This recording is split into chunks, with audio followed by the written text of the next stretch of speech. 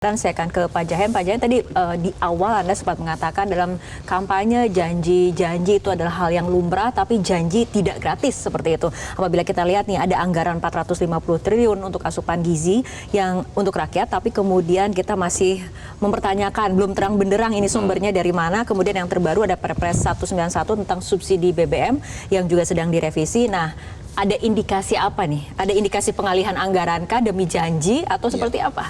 Ya, janji itu nggak gratis ya, and there's no such thing as a free lunch. Jadi janji. Jadi makan siang gratis nggak ada? Nggak gratis sebenarnya. Kenapa nggak gratis? Karena harus dicari anggaran buat membayar itu. Ya, jadi saya tadi coba lihat kira-kira ada nggak sih negara yang melaksanakan program makan gratis dan sebagainya. Memang nggak hanya di Indonesia. Jadi kayak di US itu ada inisiatif untuk membuat program makan gratis dan ternyata financingnya nggak terpusat di pemerintah. Jadi lokal, federal, state yang berurung rembuk urunan untuk bisa membayarkan tersebut. Tapi balik ke pertanyaannya Mbak Rara bahwa ini 400 triliun itu kan ekuivalen dengan sekitar 15% dari APBN.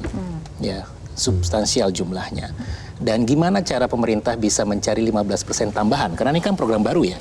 Program baru yang belum pernah ada sebelumnya, dibutuhkan 400 triliun tambahan anggaran, terus pertanyaannya dari mana duitnya? Ada banyak hal yang mungkin bisa dijadikan alternatif kebijakan. Pertama, yang paling gampang adalah tadi realokasi anggaran. Jadi mungkin kata Pak Sukidi tadi, spending yang nggak produktif itu bisa dikurangi, dialihkan ke program makan siang gratis ini. Itu yang pertama. Yang kedua, tadi realokasi subsidi BBM. Cuma mungkin tepatkah kalau kita mengalokasikan subsidi BBM dialihkan ke program makan siang gratis, karena mungkin akan lebih relevan misalnya tadi untuk membangun sekolah yang infrastrukturnya terbatas, atau menaikkan gaji guru, dosen dan sebagainya, atau menaikkan atau meningkatkan jumlah infrastruktur. Alternatif yang lain mungkin juga pemerintah harus meningkatkan fiskal defisit dari sekarang yang 3% menjadi di atas 3%. Ini pernah dilakukan pas masa pandemi. Ya, kita kan sempat naik defisitnya ke 6% karena memang kondisi membuat kita terpaksa untuk melakukan itu. Tapi apakah untuk program ini kita harus meningkatkan defisit?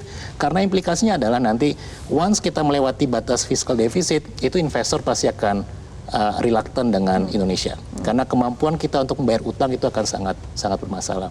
Atau juga banyak alternatif lainnya. Jadi memang dibutuhkan kreativitas dari si pembuat kebijakan nanti untuk mencari kira-kira mana sih ceruk yang bisa diambil agar bisa memenuhi janji tadi. Karena kalau bisnis as usual, tadi saya bilang, tax to GDP ratio kita hanya 11%.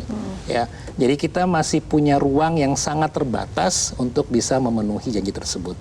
Dan kalau misalnya ini nggak terpenuhi, tentunya program populis tadi nggak bisa memenuhi harapan dari masyarakat. Karena kita bisa bilang, kenapa Pak Prabowo misalnya menjadi presiden, mungkin karena program ini yang sangat buy-in di dalam sanubari masyarakat gitu. Dan kalau nggak terpenuhi ya mungkin masyarakat akan kecewa dengan beliau. Jadi ini memang jadi PR yang berat dan saya rasa pemerintah mungkin belum bisa untuk melaksanakannya di APBN 2025 karena kan ini masih diurus oleh pemerintahan sekarang gitu. Jadi kita baru melihat ke depan kira-kira bagaimana sih struktur anggaran yang terjadi untuk bisa memenuhi tadi janji yang gak gratis tadi. Kreativitas kayaknya harus tinggi banget ya, karena kemampuan fiskalnya yang sangat terbatas seperti itu. Jelajahi cara baru mendapatkan informasi. Download Metro TV Extend sekarang.